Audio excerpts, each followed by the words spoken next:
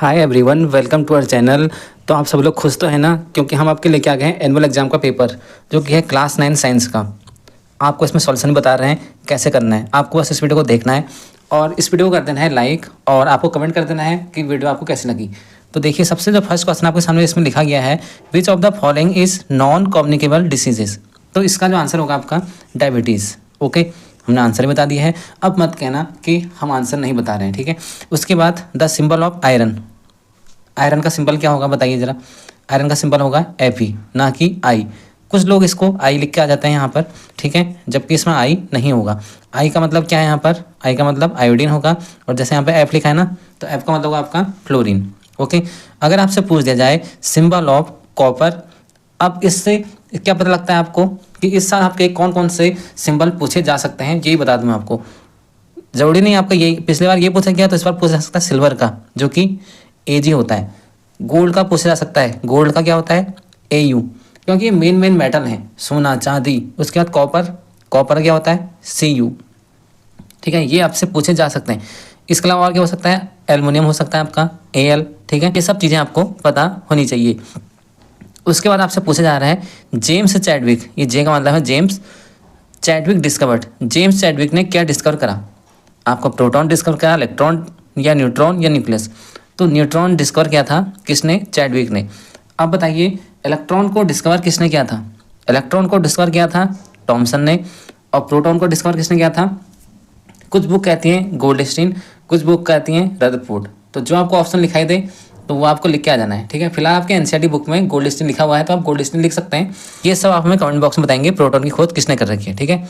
उसके बाद आपसे पूछा जाएगा which of the electronic configuration of sodium. यहाँ से आपको पता लगता है सोडियम का आना चाहिए आपको, उसके बाद आपको क्लोरीन का आना चाहिए। फिलहाल मैं बता दूं आपको, सोडियम का होता है 2,8,1, जबकि अगर आपसे पूछा आता क्लोरीन, जो कि 17 नंबर पर आता है, उसका होगा 2,8,7, राइट। अगर आपसे पूछ दिया जाए ऑक्सीजन का, तो ऑक्सीजन कौन से नंबर पर आता है? 8 नंबर पर आता है, तो इसका आप लिखेंगे 2,6। अगर आपसे पूछ दिया जाए कैल्शियम का, कैल्शियम का क्या होगा? इसका होगा 2,8,8,2, राइट। तो ये सारी चीज़ आपको पता होनी चाहिए। इलेक्ट्रॉनिक कॉन्फिगरेशन हम कहते हैं आपसे 1 से लेकर 20 तक आपको अच्छी तरह आनी चाहिए, हमने कई बार आपको बता रखे हैं, ठीक है। उसके बाद आपसे पूछा जा रहा है the SI unit of velocity is. SI unit of velocity is, इससे आपको ये पता लगता है आपको एसआई यूनिट भी तैयार कर लेनी है। जो मेन है हम आपको बता दे रहे हैं। वेलोसिटी यहाँ पूछी गई है, वेलोसिटी की एसआई यूनिट वो होती है मीटर पर सेकेंड, और यहीं से पता लग रहा है, देखिए मीटर पर सेकेंड स्क्वायर। अगली बार ये पूछ सकता है किसकी होगी ये होती है आपकी एक्सीलरेशन, ठीक है। एक्सीलरेशन की होती है मीटर पर सेकेंड स्क्वायर, और मीटर किसकी होती है? ये होती है आपकी डिस्टेंस की, ठीक है। अब कुछ बच्चे बोलेंगे ये तो डिस्प्लेसमेंट की होती है। बिल्कुल, ये आपकी डिस्टेंस एंड डिस्प्लेसमेंट दोनों की होती है, और ये आपकी मीटर पर सेकेंड स्पीड एंड वेलोसिटी की यूनिट सेम होती है, डिस्टेंस एंड डिस्प्लेसमेंट की यूनिट सेम होती है, यानी कि मीटर। और किलोमीटर पर आर भी एक स्पीड ऑफ वेलोसिटी यूनिट होती है, लेकिन ये ऐसा यूनिट में काउंट नहीं की जाएगी। ऐसा यूनिट में सिर्फ काउंट ये की जाएगी, ये वाले की जाएगी मीटर पर सेकंड, राइट।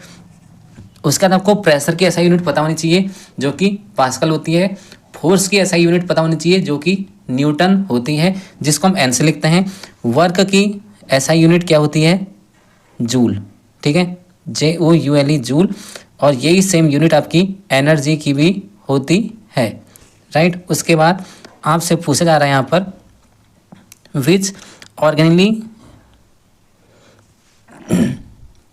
फिर आपसे पूछा जा रहा है विच ऑर्गन, यहाँ पे ऑर्गन होगा, which organ is known as the power house of cell, ठीक है। या फिर कुछ मिसप्रिंट हो सकता है यहाँ पर। तो ये आपका इसका आंसर होगा माइटोकॉन्ड्रिया। उसका आंसर हो जाएगा mitochondria. What does the odometer of an automobile measure. तो ऑडोमीटर क्या मापता है आपका? ये मापता है आपके डिस्टेंस को, ठीक है। आपने देखा होगा गाड़ियों में जो डिस्टेंस मेजर करने के लिए मीटर लगाया था ना, ऑडोमीटर, वो क्या होता है आपका? डिस्टेंस को मेजर करता है कि कितनी दूर है गाड़ी चल गई है, ठीक है। आपने देखा होगा। नेम द 3 सब एटॉमिक, ये देखिए कितनी मिस्टेक करके ये स्टोमिक लिख रखा है, सब एटॉमिक होना चाहिए, इसलिए तो हम कह रहे हैं ऊपर क्वेश्चन में कुछ मिस्टेक हो सकती है। सब atomic particles of an atom, atom को 3 पार्ट्स में डिवाइड किया गया है, 3 सब एटॉमिक होते हैं इसके। वो कौन कौन से होते हैं आपके? ये एस की जगह ए होगा यहाँ पे, ठीक है। तो ये हो जाएगा, सबसे पहला आपका इलेक्ट्रॉन होगा, दूसरा प्रोटॉन होगा, तीसरा न्यूट्रॉन होगा। This disease is caused by bite of infected dog, तो इसका जो आंसर हो जाएगा क्या हो जाएगा, रेबीज़, राइट। डॉग के काटने से क्या होता है, रेबीज़, आप जानते हैं रेबीज़ का इंजेक्शन लगता है। Right the chemical formula of common salt, जो नमक का फॉर्मूला होता है वो क्या होता है आपका, NaCl। वाटर का फॉर्मूला क्या होता है, H2O। अगर आपसे पूछ दिया जाए फायर, आग का फॉर्मूला क्या होता है, आग, O2। अगर आपसे पूछ दिया जाए स्टीम यानी कि भाप का फॉर्मूला क्या होता है, स्टीम, भाप, वाटर तो हुआ, तो उसका फॉर्मूला वही होगा जो वाटर का होगा, और आग का फॉर्मूला भी वही होता है जो ऑक्सीजन का होता है। इतना भी आप जान गए तो बढ़िया है। उसके बाद आपको अगर आपसे पूछ दिया जाए क्विक लाइम, क्विक लाइम का फॉर्मूला क्या होता है, CaO, राइट। अगर आपसे पूछ दिया जाए इसमें सोडियम क्लोराइड, तो आपको पता रख गया। पोटेशियम क्लोराइड का फॉर्मूला क्या होता है, KCl। ये फॉर्मूला बनाना अगर आपको सीखना है तो आप हमें ज़्यादा से ज़्यादा कमेंट करें। अगर ज़्यादा से ज़्यादा स्टूडेंट के कमेंट आएंगे कि केमिकल फॉर्मूला बनाना में सिखा दीजिए, तो हम जरूर बनाएंगे वीडियो, ठीक है। ज़रूरत अगर आपको होती है तो बिल्कुल आपकी हेल्प की जाएगी।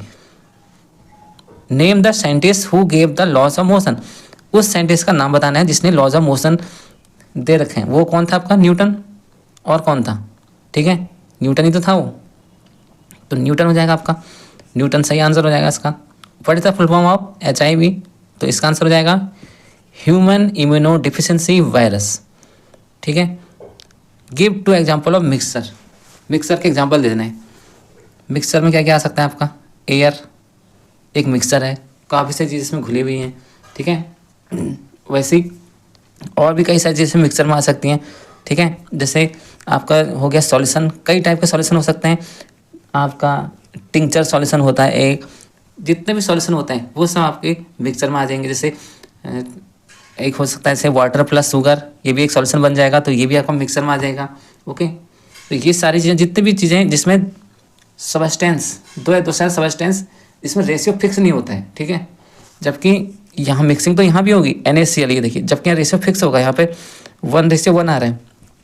वाटर का रेशियो क्या होता है, वाटर में रेशियो क्या होता है ये आपसे पूछ सकता है, ठीक है। तो 2:1 2 हो जाएगा। ऑक्सीजन का क्या होता है, एटॉमिक मास 16, 2 1 2, 2 8 16। वाटर में जो रेशियो होता है 1:8। कैसा आया एक बार देखिए दोबारा। हमने क्या करा, H2O, यहाँ पर हाइड्रोजन के कितने एटम हैं, 2 हैं, तो 2 मल्टीप्लाई करेंगे, 2 मल्टीप्लाई कर देंगे, हाइड्रोजन कितना एटॉमिक मास होता है 1, उसके बाद दूसरा एटम जैसे आया रेशियो लगा देंगे। ऑक्सीजन का कितना होता है 16, पहले जो है मल्टीप्लाई कर लेंगे, 2 1 2, रेशियो 16। तो एक ही नंबर से कर सकते हैं क्योंकि रेशियो मतलब डिवाइड होता है, 2 1 2, 2 8 16। तो पानी में जो है इनकी वाटर में रेशियो होता है 1:8। वीडियो अच्छी लग रही है, वीडियो को आप लाइक और कमेंट जरूर करें। उसके बाद आपसे पूछा जा रहा है what is the Newton's first law of motion, ठीक है।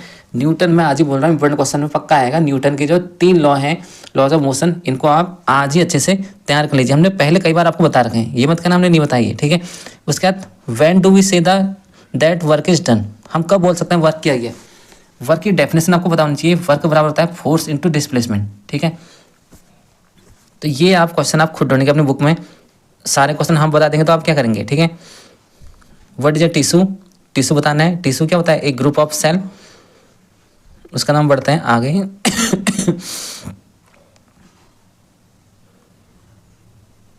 उसके बाद ये देखिए why are lysosomes known as suicide bag, काफ़ी ज़्यादा इंपॉर्टेंट है। क्यों लाइसम्स को सुसाइड बैग क्यों बोलते हैं, क्योंकि लाइसम जो है अपने सेल्स को खा लेता है, इसमें डाइजेस्ट कर लेता है, तो इस वजह से इसको बोला जाता है। इसको आप इसमें अपनी बुक से हमने इंपॉर्टेंट क्वेश्चन पहले ही बता रखा है, आपने अच्छे से तैयार कर लिया होगा। हमने आपको पहले ही बताया था इंपॉर्टेंट क्वेश्चन में ये। और describe Bohr model of atom, Niels Bohr का जो बोर मॉडल था क्या था, ये देखिए, ये था ना कि इलेक्ट्रॉन जो है रिवॉल्व करते हैं अपने सर्कुलर ऑर्बिटल में, ठीक है। न्यूक्लियस के चारों ओर ये रिवॉल्व करते हैं। जबकि रदरफोर्ड ने क्या बता दिया था, गलत बता दिया था सर के, ठीक है। इस टाइप से ये कि इलेक्ट्रॉन जो है रिवॉल्व करेगा और घूमते घूमते न्यूक्लियस में गिर जाएगा, इससे तो फिर ये तो गलत हो जाता है। उसका सही किसने करा, नील्स बोर ने। उसके बाद आपसे पूछा जा रहा है write down the formula of magnesium chloride. Magnesium chloride का फॉर्मूला क्या हो जाएगा, MgCl2। कैल्शियम हाइड्रोक्स ऑक्साइड का फॉर्मूला क्या हो जाएगा, CaOH का होल ट्वाइस, CaOH का होल ट्वाइस। कैल्शियम कार्बोनेट पूछे, CaCO3। अगर आपसे पूछ दे सोडियम ऑक्साइड, Na2O हो जाएगा, ठीक है। तो इतनी सारी चीज़ें आपको पता होनी चाहिए। अगर आपसे पूछ दे मार्बल का फॉर्मूला क्या है, तो लिखना CaCO3। अगर आपसे पूछते हैं चौक का फॉर्मूला यही है, ठीक है। उसके बाद हम बढ़ते हैं इसमें आगे।